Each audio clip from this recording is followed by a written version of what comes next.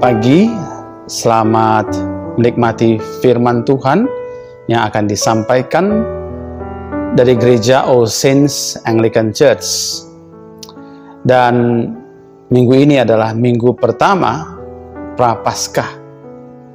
Kita akan mendengarkan firman Tuhan tentang salib, dan ini merupakan khotbah berseri.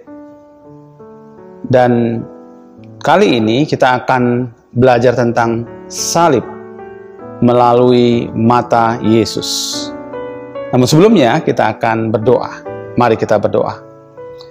Tuhan, pada saat ini kami mengucap syukur karena hari ini ya Tuhan, kami masih boleh mendengarkan firman-Mu untuk kami boleh bertumbuh, terutama di dalam masa Prapaskah ini, sehingga ya Tuhan kami boleh ya Tuhan mengenal salib-Mu lebih dalam lagi untuk hal-hal ya Tuhan, di mana kami bukan saja memandang Engkau ya Yesus, tetapi salib-Mu itu, dan bagaimana ya Tuhan kami boleh mengikuti Engkau. Di dalam nama anak-Mu Yesus Kristus kami telah berdoa. Amin. Bagaimana kita memandang salib seperti Yesus memandangnya? Ayat terambil dari Lukas pasal 9 ayat 18 sampai ayat yang ke-27. Dan ini merupakan hal yang penting bagi kita. Apa yang Anda gambarkan, pikirkan saat mendengar topik hari ini? Kita memasuki seri tentang salib dari beberapa sisi. Tapi hal unik dari seri hari ini adalah kita mau memandang salib melalui mata Yesus. Tampaknya ini sesuatu yang mustahil, bukan? Karena kita tidak mungkin melakukan hal yang sama seperti Yesus yang menebus dosa kita. Tapi kita bisa mengarahkan pandangan pada salib seperti Yesus memandangnya, jikalau kita memiliki keyakinan pada Kristus bersama firman-Nya dan melalui doa. Dan tentunya menjadi murid-Nya. Mari kita belajar bersama. Bagaimana kita dapat memandang salib seperti Yesus memandangnya. Yang pertama, miliki keyakinan pada Kristus bersama firman dan melalui doa. Itu terambil dari ayat yang ke-18 khususnya dan juga ayat yang ke-19. Miliki keyakinan pada Kristus bersama dengan firman-Nya. Mengapa? Karena Injil Lukas dibuka dengan serangkaian narasi di pasal 1 dan 2 dengan suasana perjanjian lama. Di dalamnya Yesus dipresentasikan dengan sebutan Mesias, sebuah penggenapan akan firman. Dalam bacaan kita, hari ini ditegaskan bagi mereka yang ingin mengetahui identitas Yesus sebenarnya. Di ayat 9, pada ayat sebelumnya dari bacaan kita hari ini, ada pertanyaan Herodes tentang identitas Yesus. Kemudian Yesus memberi 5.000 orang makan, yang memberi implikasi kemesiasan Yesus. Peristiwa itu sendiri mengingatkan pengikut dan pendengarnya saat itu, yaitu orang-orang Yahudi, tentang Allah yang memberi mana dari surga, dari langit, ketika Israel berada di padang gurun. Melalui bacaan kita hari ini, kita mendapati bahwa identitas Yesus dinyatakan oleh Petrus dengan berkata bahwa Yesus adalah Mesias dari Allah. Melalui firman, kita mendapatkan konfirmasi berulang-ulang, baik melalui perkataan dan pengajaran Yesus yang adalah firman itu sendiri, perbuatan ataupun mukjizatnya, perkataan Petrus yang berasal dari Allah, hingga peristiwa transfigurasi. Yesus dimuliakan di atas gunung. Dari ayat bacaan kita selanjutnya kemudian. Peristiwa transfigurasi di mana Yesus dimuliakan di atas gunung merupakan penggenapan akan firman yang ditegaskan melalui kehadiran Musa dan Elia. Yesus menggenapi hukum dan nubuatan para nabi.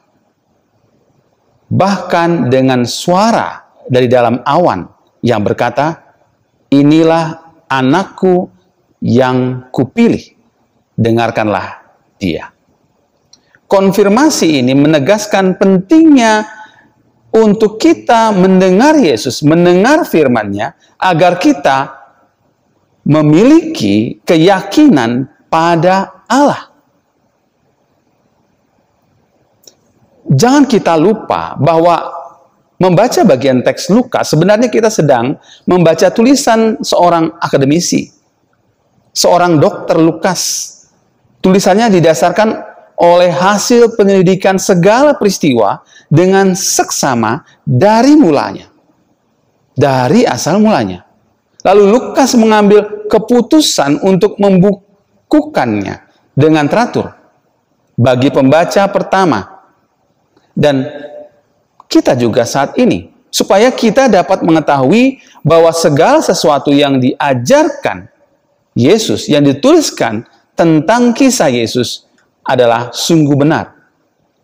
Lukas 1 ayat 3-4. Memiliki hubungan dengan Allah sebagai Bapa melalui Yesus Kristus harus dimulai dengan keyakinan kita terhadap firman Tuhan. Sebagaimana apa yang dituliskan dan kita baca hari ini tentang penggenapan Yesus yang adalah Mesias. Demikian juga keyakinan kita pada Allah dibangun saat Petrus menggunakan frasa Mesias dari Allah. Kata Kristus dalam bacaan kita artinya adalah yang diurapi. Pemunculan kata ini di Perjanjian Lama memiliki gagasan tentang kedatangan Raja yang diurapi, sebagaimana yang dituliskan dalam Mazmur 2 ayat 2 yang berbunyi, "Raja-raja dunia bersiap-siap dan para pembesar bermufakat bersama-sama melawan Tuhan dan yang diurapinya." Kita juga menemukan di Daniel 9 ayat 26 bahkan gagasan yang sama dalam Yesaya 9 ayat 6-7, pasal 11 ayat 1-16.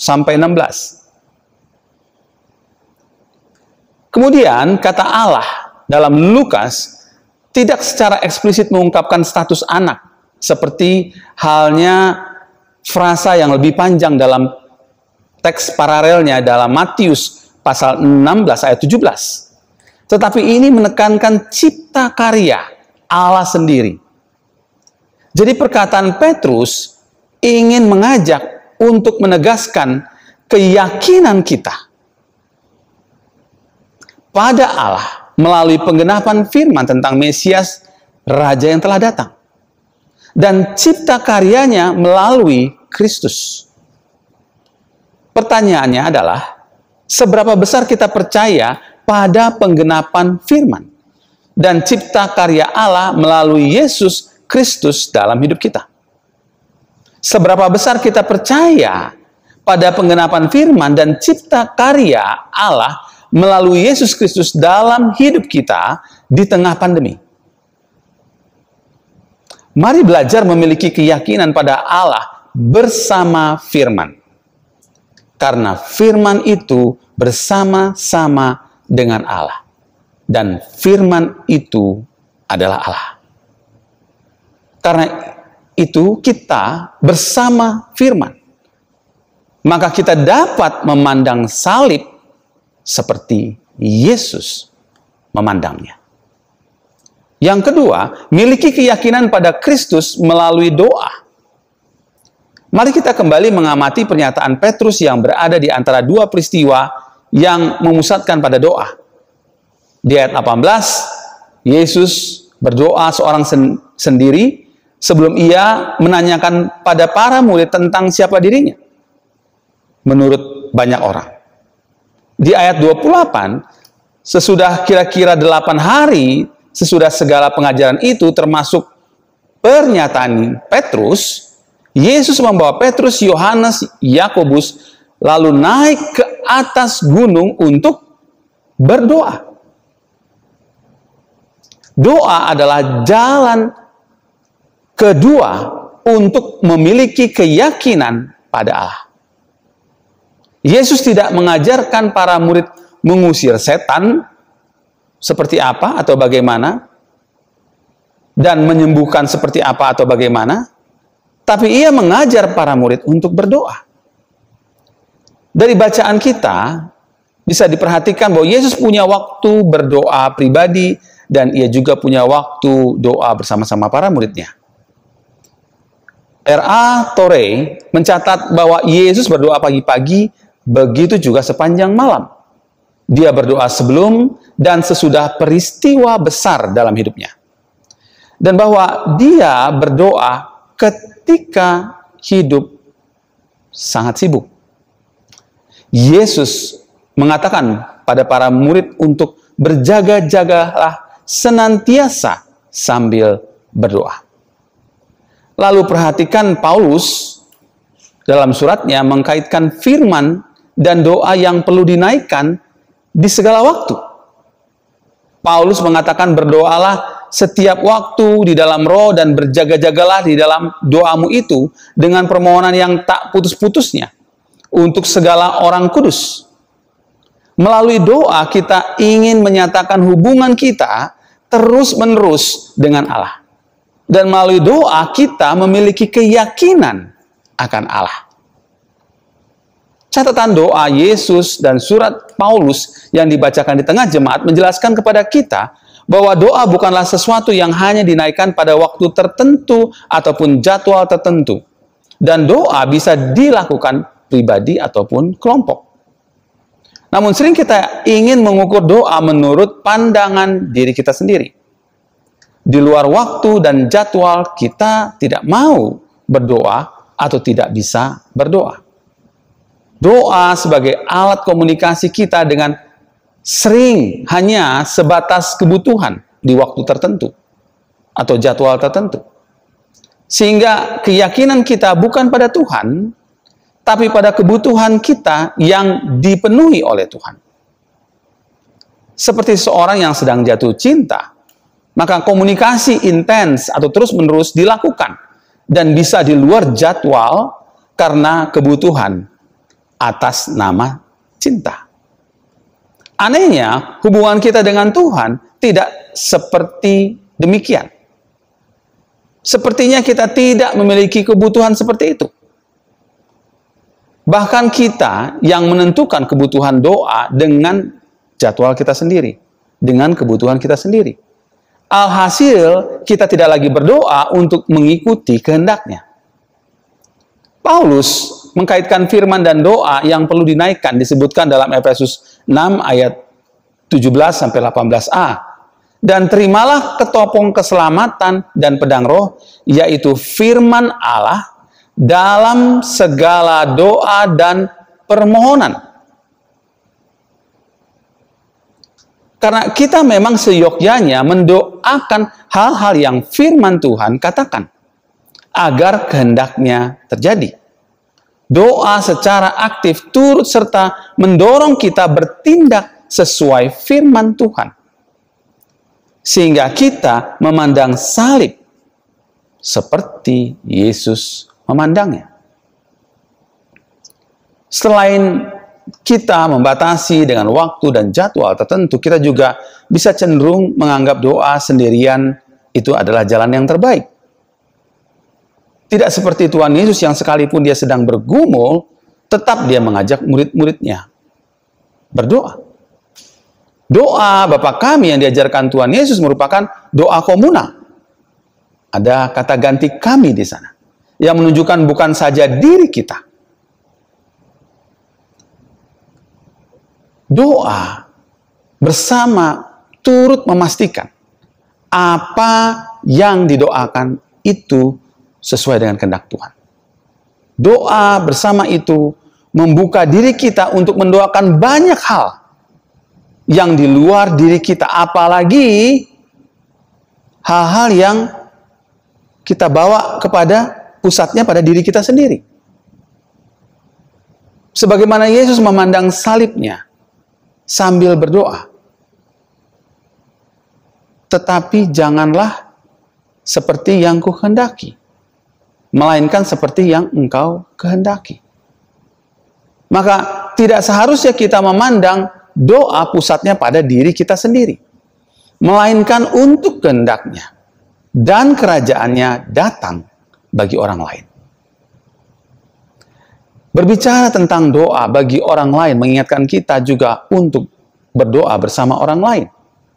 Ibrani 10 ayat 25 menyebutkan, janganlah kita menjauhkan diri dari pertemuan-pertemuan ibadah kita seperti dibiasakan oleh beberapa orang. Tetapi marilah kita saling menasihati dan semakin giat melakukannya menjelang hari Tuhan yang mendekat. Karena dalam doa bersama kita diharapkan saling menasihati dan semakin giat melakukannya. Karena kita lakukan bersama-sama. Saling menguatkan. Kita bisa belajar bahwa doa menyatukan kita. Firman Tuhan tidak pernah hanya mengajarkan doa hanya di ibadah tertentu saja. Untuk gerejanya saja. Denominasinya saja. Untuk kebutuhannya saja. Melalui doa bersama, sokianya kita saling mengingatkan bahwa pusatnya bukan pada kelompok kita sendiri. Karena melalui doa kita menegaskan hubungan antara Allah dengan kita. Dan juga sesama. Melalui doa kita memiliki keyakinan pada Allah untuk hal-hal yang menjadi kehendaknya dan Ia mau kita melakukannya bersama dengan orang lain. Yesus bukan saja berdoa bersama para muridnya. Ia juga memikul salibnya bersama Simon dari Kirene. Sekalipun ia melakukannya karena dipaksa. Melalui doa kita dapat memandang salibnya bersama-sama. Karena dalam doa bersama saya diajak untuk melihat kesulitan orang lain. Begitu juga Anda. Bukan saja kesulitan dari diri kita sendiri. Kita melihat masih ada orang-orang yang peduli pada orang lain daripada diri kita sendiri, daripada kepentingan diri kita sendiri. Di dalam doa bersama kita belajar memandang salib seperti Yesus memandangnya. Yang kedua adalah jadilah muridnya. Seperti yang saya sudah sampaikan sejak awalnya bahwa kita tidak mungkin memandang salib seperti Yesus memandangnya. Kecuali kita menjadi muridnya. Orang yang ingin menjadi murid Yesus dinyatakan pertama-tama sebagai pengikut Kristus. Dalam bahasa Inggris dinyatakan come after me. Seorang yang terus-menerus mengejar, mencoba menemukan atau menangkap Allah. Hal ini mungkin bisa digambarkan seperti Yakub yang bergumul dengan Allah dan Daud yang hatinya terus mencari dan bahkan mau kembali kepada Tuhan saat ia telah terjatuh dalam dosa. Daud dalam Mazmur menggambarkannya demikian. Angkatan orang-orang yang menanyakan dia, yang mencari wajahmu. Seorang yang terus mencari dia juga adalah yang mengambil keputusan untuk mengikuti Yesus. Dan sejak saat itu ia pun mengeksekusi firman dalam hidupnya. Seorang murid yang bertindak sesuai firman-Nya. Seperti seorang murid yang akan duduk di kaki gurunya. Atau seperti seorang pekerja magang yang mau tidak mau harus belajar dari instrukturnya. Seorang yang harus memiliki kerendahan hati untuk melayani agenda orang lain dan mengikuti isyaratnya. Kedua, orang yang ingin menjadi murid Yesus dinyatakan sebagai seorang yang menyangkal dirinya. Kata kerja menyangkal di sini kebalikan dari kata kerja mengaku, yang memiliki arti mengakui sesuatu atau mengakui seseorang. Karena itu, di satu sisi kita harus mengakui Kristus, mengakuinya dan mengidentifikasi diri kita dengan Dia. Tetapi di sisi lain, kita menyangkal diri kita sendiri. Ini berarti bahwa sebagai orang Kristen, kita tidak akan menempatkan keinginan kita bertentangan dengan hak yang dimiliki Kristus dalam hidup kita. Menyangkal diri tidak berarti membuat seseorang memiliki kepribadian yang lemah, tidak yakin, tidak berharga, dan tidak tegas. Atau hanya menyangkal diri pada kesenangan tertentu saja. Tapi lebih jauh, kita harus menyadari bahwa setiap kekuatan, keyakinan, keberhargaan, ketegasan ada pada Yesus dan firman-Nya itu. Dia sekarang hidup. Kita sekarang hidup demi Kristus. Bukan untuk diri kita sendiri. Seorang murid mengesampingkan hubungan asal-usul etnisnya. Hubungan kewajiban timbal balik. Baik keluarga besar dari mana ia berasal dan lingkungan terdekat teman-temannya, bahkan denominasinya. Yang selama ini bersama-sama membentuk identitas dirinya.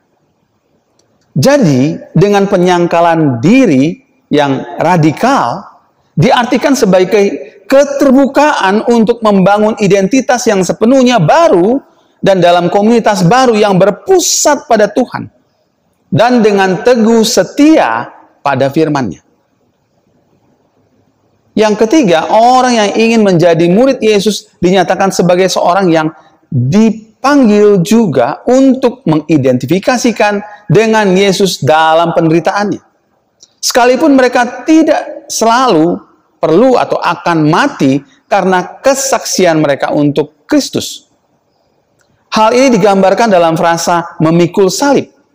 Seperti seorang penjahat terhukum yang dipaksa membawa salibnya ke tempat eksekusi. Di dalam perjalanan dia hanya berjalan satu arah dan tidak akan kembali. Demikianlah Yesus menggambarkan seorang murid seperti dirinya memandang salib. Agar kita memikul salib kita sendiri. Di sini memikul salib merupakan wujud ketaatan penuh seorang murid dalam memandang salib seperti Yesus memandangnya. Hidup yang menyangkal diri dan memikul salib sangat bertalian dengan apa yang Yesus lebih dulu lakukan dalam kerendahan dan ketaatan sebagai hamba. Seperti Yesus yang walaupun dalam rupa Allah tidak menganggap kesetaraan dengan Allah itu sebagai milik yang harus dipertahankan, melainkan telah mengosongkan dirinya sendiri dan mengambil rupa seorang hamba dan menjadi sama dengan manusia. Dan dalam keadaan sebagai manusia, ia telah merendahkan dirinya dan taat sampai mati, bahkan sampai mati di kayu salib. Paulus ingin kita bersama-sama sebagai murid-murid Yesus menaruh pikiran dan perasaan yang terdapat juga dalam Kristus Yesus tersebut. Disinilah kita dapat memandang salib seperti Yesus memandangnya. Dan kita bukan saja memandang salib seperti dia memandangnya, namun juga kita turut hidup di dalam penyangkalan diri dan hidup yang memikul salib kita tiap hari. Penyangkalan diri dan memikul salib tidak otomatis terjadi hanya satu kali, tapi tiap-tiap kali, tiap-tiap hari menjelaskan begitu intensifnya keputusan kita dari satu waktu ke waktu yang lain, hari demi hari. Hari ini dan esoknya kita ambil keputusan untuk mengikut Yesus dan menyangkal diri, memikul salibnya. Jadi, kedua tindakan itu, menyangkal diri dan memikul salib, menandakan seseorang harus hidup setiap hari seolah-olah telah dijatuhi hukuman mati dengan penyalipan. Mereka yang telah secara resmi dijatuhi hukuman mati pasti merupakan bagian dari keprihatinan saat Lukas menulis kitab ini, kitab Lukas, tentang bahayanya harta benda dan mengejar status terhormat. Dalam pengertian ini, kita mati bagi dunia yang mau terus-menerus membawa kita menentang tujuan Tuhan. Sehingga kita sebagai murid bebas untuk hidup sesuai dengan nilai-nilai kerajaan Tuhan. Dan menghadirkan, mendatangkan kerajaan Allah. Kita tidak terikat dan tidak takut kehilangan nyawa kita. Jadi, agar kita dapat memandang salib seperti Yesus memandangnya, maka kita perlu memiliki keyakinan pada Tuhan Yesus bersama dengan firman-Nya. Dan juga keyakinan itu dibangun melalui doa kita. Kemudian kita perlu kesungguhan untuk menjadi murid-Nya yang menyangkal diri dan memikul salib dalam kerendahan dan ketaatan. Sebagaimana apa yang Ia telah lebih dulu lakukan bagi kita. Mari ambil keputusan untuk mengikut Yesus dan memandang salibnya. Amin. Mari kita berdoa. Tuhan, pada saat ini, ajar kami ya Tuhan untuk terus meyakini apa yang Engkau nyatakan melalui firman-Mu. Penggenapan setiap ya Tuhan hal yang Engkau sudah kerjakan, pengajaran-Mu, perkataan, kesaksian-kesaksian yang ada tentang. Ajar kami juga ya Tuhan, untuk sungguh ya Tuhan, memiliki keyakinan ini, keyakinan padamu ya Kristus, melalui doa-doa kami. Entah ketika kami berdoa secara pribadi maupun bersama-sama, tanpa memusatkan pada diri atau kelompok masing-masing.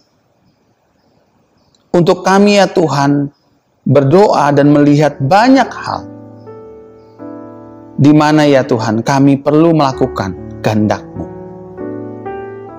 Dan doa itu menuntun kami untuk melihat hal-hal yang Engkau sudah katakan melalui firman.